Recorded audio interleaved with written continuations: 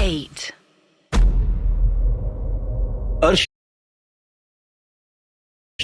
जैसे कि हम लोग डिस्कशन कर रहे थे कि जब भी हम लोग वेस्टर्न माइथोलॉजी की बात करते हैं जी, तो नॉर्मली जो हमें परसेप्शन आता है, जो हमें पहले ख्याल आते हैं, वो आते हैं बिब्लिकल माइथोलॉजी, बिल्कुल बाइबल के।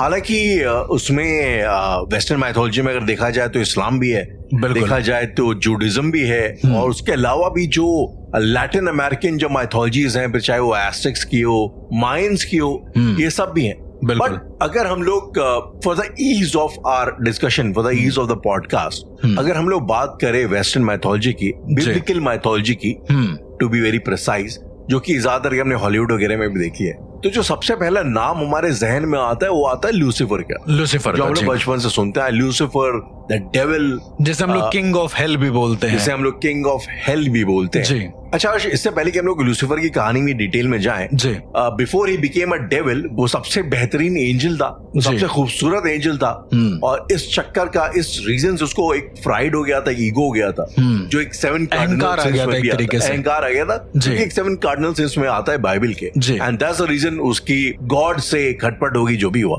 बट उससे पहले जब Lucifer was the best of the angel, उसे सबसे बेहतरीन एंजल, सबसे खूबसूरत एंजल माना जाता था, and he was called Lucifer का actually the Hebrew meaning is the morning star. Okay, and interestingly बात यहाँ पे है कि मॉर्निंग स्टार और वीनस भी बोला जाता है।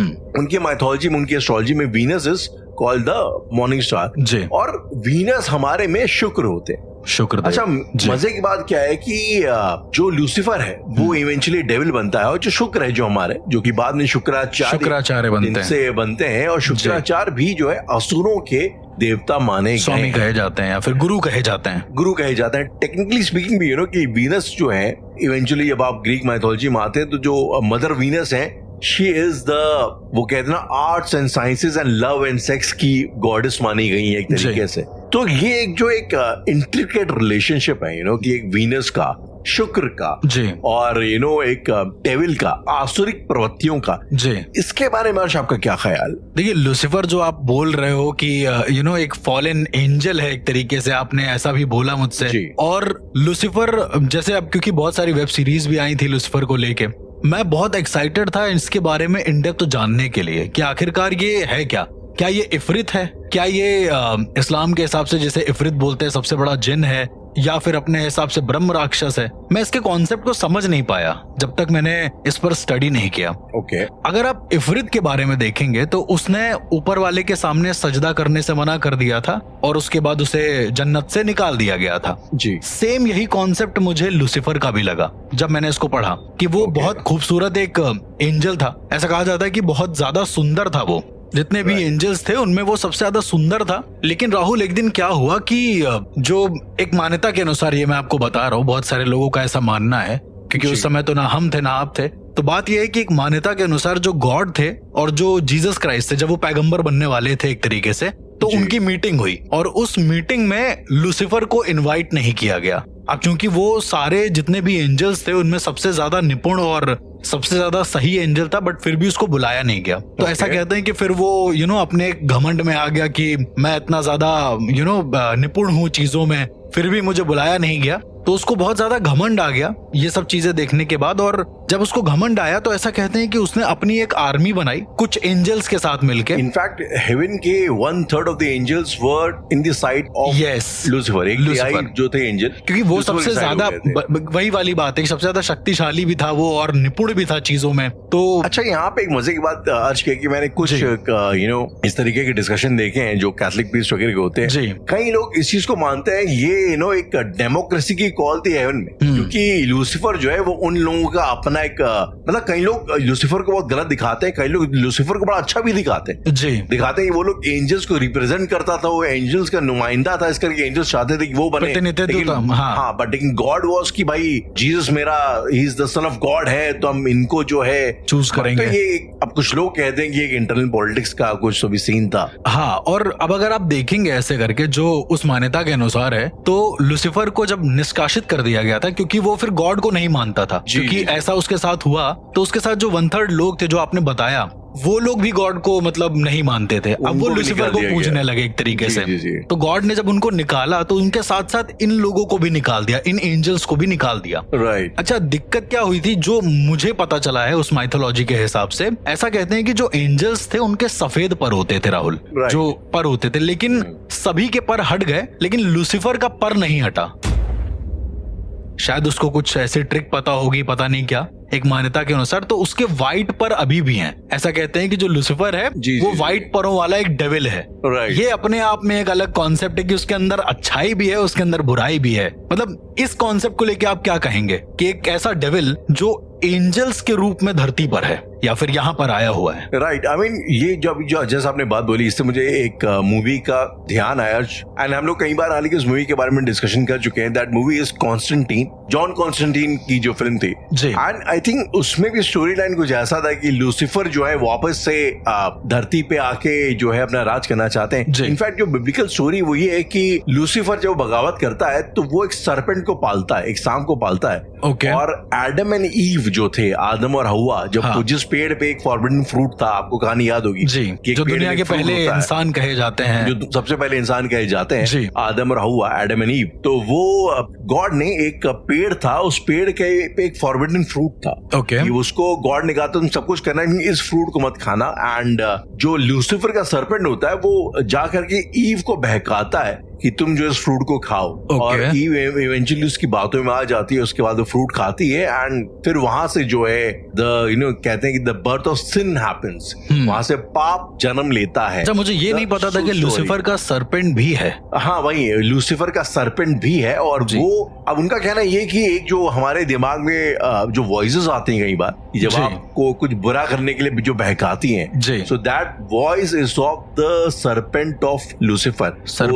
पाले हुए सांप की फुफकार एक आवाज होती है जो आपको गलत काम की तरफ, इट्स लाइक हातिफ, जो हम लोगों ने पहले बात करा, लाइक हातिफ जो पहले बहकाता है, जो हमें बहकाता है एक स्पेसिफिक चीज के लिए। बिल्कुल। तो कुल मिला के ये जो सीन था, मैं बात कर रहा था जॉन कॉन्स्टेंटीन की, तो उस फिल्म में अर्श जो एक चीज दिखाई गई थी कि लूसीफर वापस से इस दुनिया में आना चाहता है, लूसीफर वापस से ह्यूमंस के ऊपर कंट्रोल पाना चाहता है, और वो उसके लिए अपनी आर्मी भेजता है, अपनी आर्मी ऑफ डीमंस भेजता है, डीमंस भेजता है, और इवेंचुअली वो लोगों को पोजेस करते हैं और अपना काम करवाते हैं, एक तरीके से राज करना चाहते हैं, सिन फैलाते हैं। अच्छा, ये मैंने एक और मूवी में देखा था, movie the exorcism of Anneliese Michel ji. तो उसमें ये दिखाया जाता है कि साक्षात लूसीफर आ करके एनालिस मिशेल की बॉडी को पोजेस करता है जी।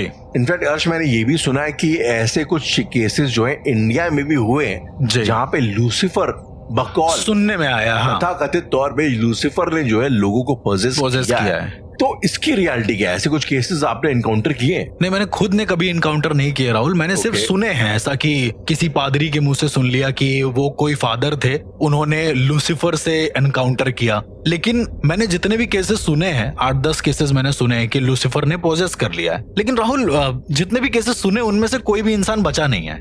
इवन जो फादर थे जिन्होंने एग्जॉर्सिज्म परफॉर्म किया था या जिन्होंने उसको देखा था, वो भी फादर 1 महीने के अंदर अंदर मर गए। अब ये एक सुनने वाली बात है। देखो, सुनी सुनाई बातों पर मैं उतना ज्यादा यकीन तो नहीं करूंगा, लेकिन अब 8 लोग अगर एक साथ किसी लूसीफर को देख रहे हैं अलग अलग जगह पर, और उसके बाद उन 8 की मौत हो जा रही है, तो यानी इसके पीछे ये है कि इतनी बड़ी एनर्जी होगी कि स्वयं एक पादरी, स्वयं एक पुजारी हमारे धर्म के हिसाब से उसको टैकल नहीं कर पा रहा है। पर जो वो भी स्टोरी है जो एनालिस मिशेल वाली, तो इस बात की क्या गारंटी है कि जिस स्पिरिट ने उसको पोजेस किया था वो लूसीफर था? मे बी वो कुछ ऐसी स्पिरिट हो जो कि बहका रही हो या डाइवर्ट कर रही हो, झूठ बोल रही हो। बिल्कुल, ये हो सकता है राहुल। लेकिन जैसे मैंने आपको बताया था ना, द कॉइन ऑफ फ्रीडम्स के बारे में, जो पादरियों के पास अपने होते हैं, सिक्के होते हैं, जिससे धूप में दिखाते हैं और जब इंसान के ऊपर पड़ता है तो पता चल जाता है। कॉन्स्टेंटीन के पास भी था जी, जो कॉन्स्टेंटीन के पास भी था। तो बात यह है कि उससे कंफर्म हो जाता है कि वो लूसीफर है। अब देखिए, अपना अपना मानना है कि उन्होंने एनर्जीज को किस हिसाब से बदल रखा है इन सब चीजों को समझने के लिए। अच्छा, एनालिस मिशेल के अलावा राहुल, एक और केस आया था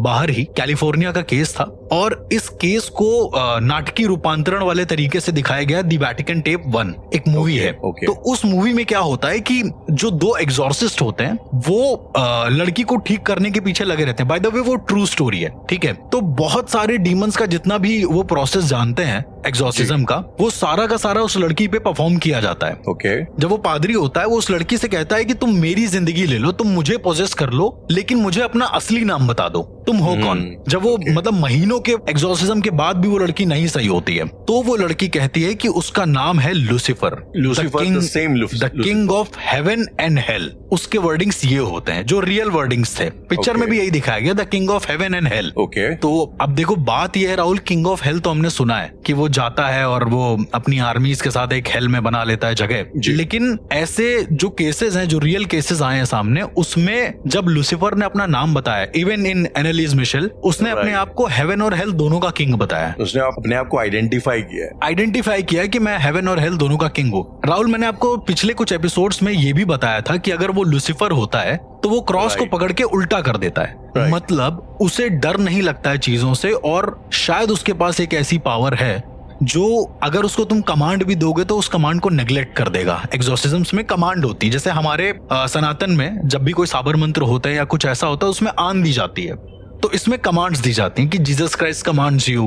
तो वो जब क्रॉस उल्टा कर देता है, ऐसा कहते हैं, ये तो तब हुआ जब कोई एग्जॉर्सिज्म कर रहा है। लेकिन व्हाट इफ अगर कोई पादरी पोजेस हो गया राहुल जी, तो वो क्या काम करता है, जो इंसान के अंदर लूसीफर है वो क्रॉस उल्टा कर देगा, और जो पादरी है वो ये कमांड देगा, into the name of the Lucifer and his son all the devils, Lucifer commands you to kill yourself.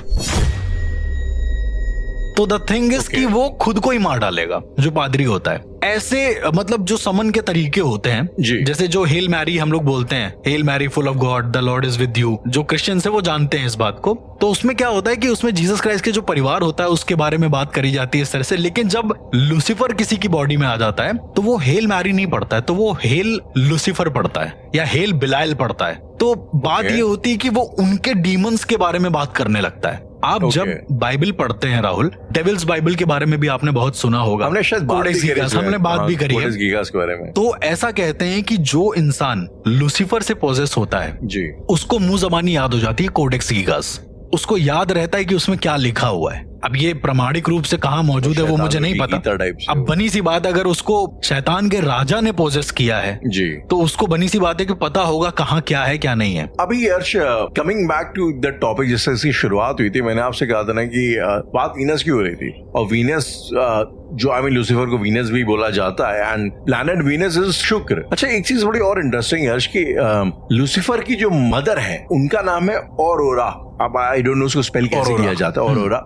और वो बेसिकली उनको डॉन बोला जाता है, मॉर्निंग बेसिकली, आई मीन। और ये जो है ना वो एक देवी है, और वही अब लोग कहते हैं कि वो हमारी जो वैदिक डेटीज हैं उसमें जो उषा है, उषा से रिजेंबल करती हैं जी। एंड नॉट जस्ट वैदिक माइथोलॉजी में, अगर आप ग्रीक माइथोलॉजी में देखेंगे तो इयोस करके एक देवी है जो कि मॉर्निंग की ही देवी है। ओके। और उनके फिर उसमें एक अलग कहानी चलती है। तो आई थिंक अगर हम लोग हमारे वेदों की बात करें, हमारी माइथोलॉजी की बात करें, इतिहास की बात करें, तो शुक्राचार्य की मदर भी आई थिंक फादर एक सप्तऋषि थे शायद से, बिल्कुल, और मदर उनकी अप्सरा थी। I am not very sure, मुझे अभी याद नहीं है। तो ये एक जो कंटिन्यूम दिखता है अलग अलग माइथोलॉजीज में, तो इसके पीछे आपको क्या वजह लगती? या तो क्या ऐसा है कि कहानी यूनिवर्सली एक ही है, उसको हम लोगों ने अपने अपने तरीके से बयान किया हुआ है? अब राहुल वही वाला हाल है कि एनर्जीज को समझने का नजरिया अलग है, या उसको तो समझने का नजरिया मतलब वही है कि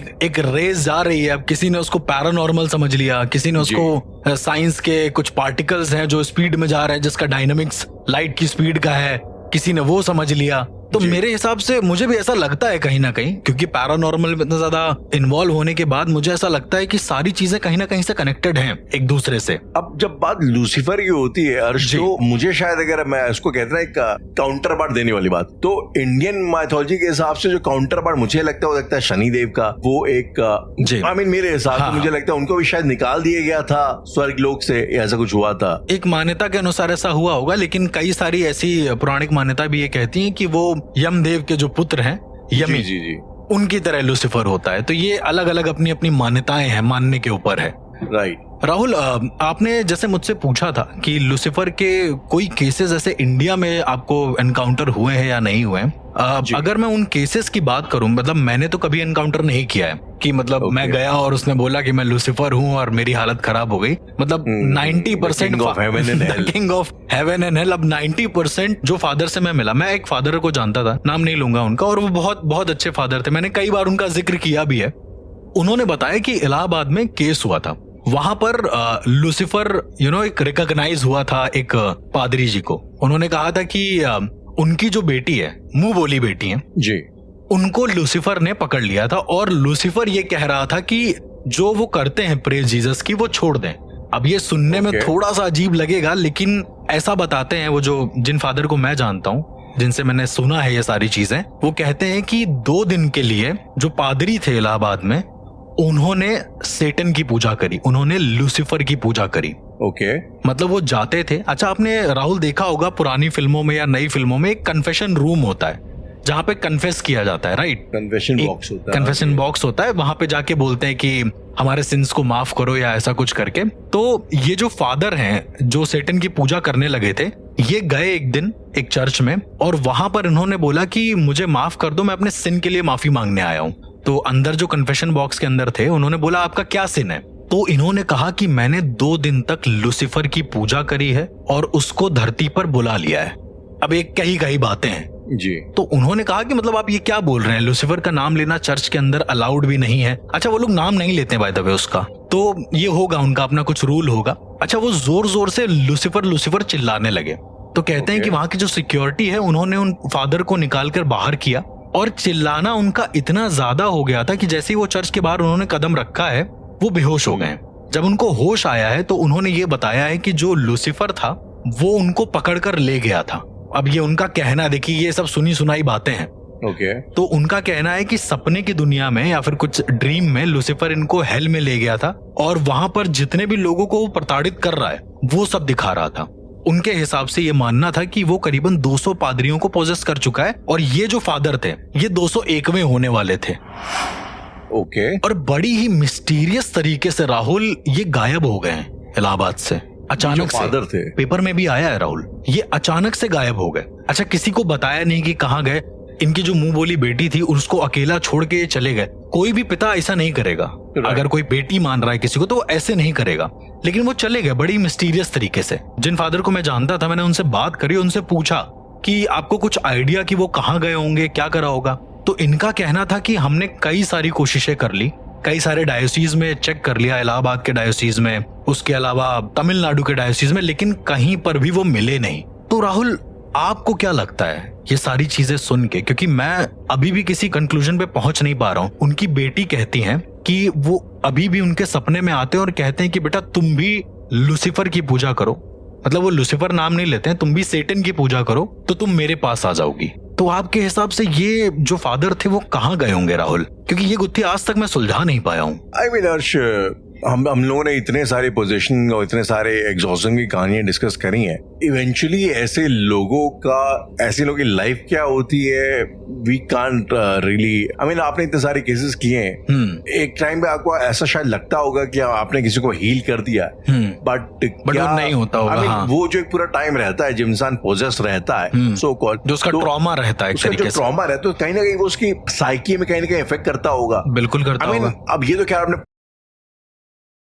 पोजीशन की बात कह दी, लेकिन मैंने रियल लाइफ में देखा कि एक मेरे क्लोज में एक बड़े अंकल थे, उनके फैमिली में बैक टू बैक कोई ना कोई प्रॉब्लम्स होती रही। उनके लाइक बच्चे की डेथ हो गई, उनकी वाइफ की इवेंचुअली डेथ हो गई, उनकी जो एक बेटी थी उसकी शादी हुई थी, उसको वहां पे ससुराल में लोग परेशान करते थे, ससुराल में उसका एक्सीडेंट हो गया था। तो eventually back to back traumas के बाद वो मेरे एक जानने वाले अंकल के यहाँ पे एम्प्लॉय थे। एक दिन वो अचानक, वो डिस्टर्ब चल रहे थे काफी दिनों से, तो एक दिन वो अचानक से उठे और ऑफिस का काम का बहाना देकर वो गए स्टेशन पे, उन्होंने ट्रेन पकड़ी और बनारस चले गए। Out of nowhere randomly phone को वो करके। और मतलब हम लोग क्योंकि बड़े पुराने एम्प्लॉय थे तो उनको बड़े उससे दिखते थे कि हमें इनका ख्याल रखना है, we supposed to take care of him.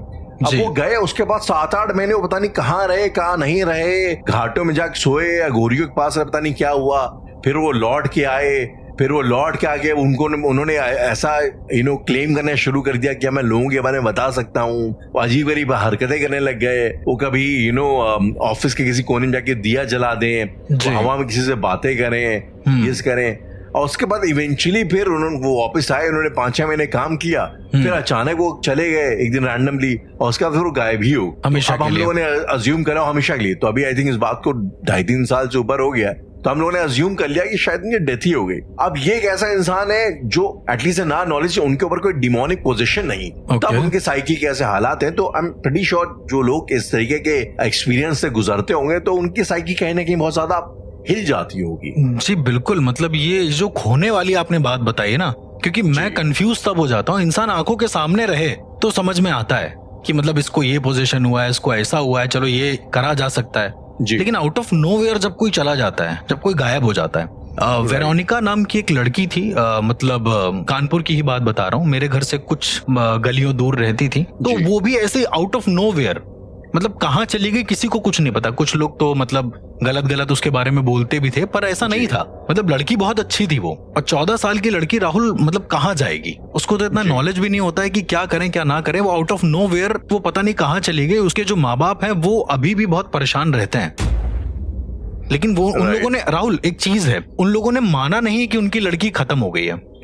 उन लोगों का कहना है कि लड़की आएगी जरूर वापस, क्योंकि साल में एक बार किसी एक इंसान को सपना आता है कि वो आएगी वापस। वो कहीं कुछ पूजा करने गई है, कुछ ऐसा, मतलब प्रे करने गई है। मतलब मैं बताता हूँ सपना कैसा होता है कि एक छोटा सा चैपल है, चैपल जिनको नहीं पता है वो मंदिर होता है, ठीक है, जहाँ पर बैठ के हम लोग प्रे करते हैं। तो उनका कहना है कि एक चैपल होता है जहाँ पर वो बैठ के प्रे करती हुई दिखती है, और वो बाहर निकल रही होती है चैपल से और कहती है कि मैं वापस आऊंगी, मेरा इंतजार करना। राहुल इस बात को करीबन 12-13 साल हो गए, और हर साल उनको एक सपना आता है, एक ही सपना आता है, हर दिन नहीं आता है, साल में एक बार आता है, उसके जन्मदिन के आसपास। अब इसका मतलब क्या है कि लूसीफर ने उसे कैद कर लिया है क्या? मतलब लूसीफर जाने नहीं दे रहा है। और अगर आपको याद होगा जब हम लोग कोडेक्स गीगास की बात कर रहे थे, तो एक मैंने आपसे को बताया था कि 7 कार्डिनल सिंस बोले गए हैं क्रिश्चियनिटी में, और हर एक सिन के अप्रोप्रिएट एक डेविल बताया गया।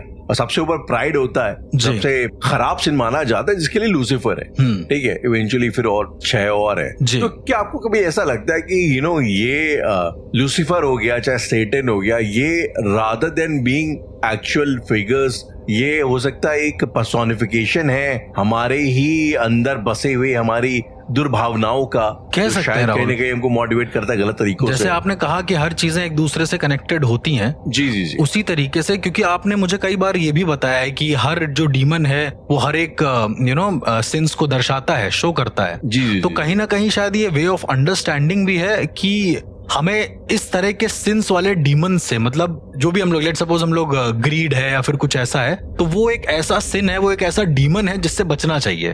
वो इतना ज्यादा खतरनाक है, शायद उसको एक विजिबल करने के लिए एक ऐसा रूप दे दिया है कि उसके दांत बाहर हैं, जहन में रहे कि ये ऐसा कैरेक्टर है जो शायद मुझे, कि ये इस तरह से ले भी जा सकता है तुमको और शायद पोजेस भी कर ले एक तरीके से। इनफैक्ट मैं आपको बताऊं, और ये बड़ी इंटरेस्टिंग स्टोरी है कि जो नेटिव अमेरिकन होते हैं, रेड इंडियंस इनको बोला जाता है, तो उनके कल्चर में ना एक बड़ी खूबसूरत स्टोरी है। कहते हैं उनके वो बचपन में ये चीज बताई जाती है कि आपके जहन के अंदर ना 2 भेड़िए रहते हैं, 2 वुल्व्स, एक होता है गुड वुल्फ, एक होता है बैड वुल्फ। और आप जिसको जिस हिसाब से जितना फीड करते हैं, आप जिसको जितना खाना दिलाते हैं, इन शॉर्ट आप जिसको जितना फोकस देते हैं, जितना टाइम देते हैं, वो वुल्फ आपके अंदर बढ़ता जाता है। तो अगर गुड वुल्फ होगा, तो थ्योरी है राहुल, ये एक तरीके की थ्योरी है, या कह दो बच्चों को समझाने के लिए कि लाइफ बेसिकली क्या होती है। लेकिन एक बड़ी फेमस उनका एक वो है, कल्चरल बिलीफ है। तो अब एक तरीके से देखो तो ये सेम चीज होगी, आप कि किस अपनी फीलिंग को ज्यादा तवज्जो देते हैं, तो उसको एक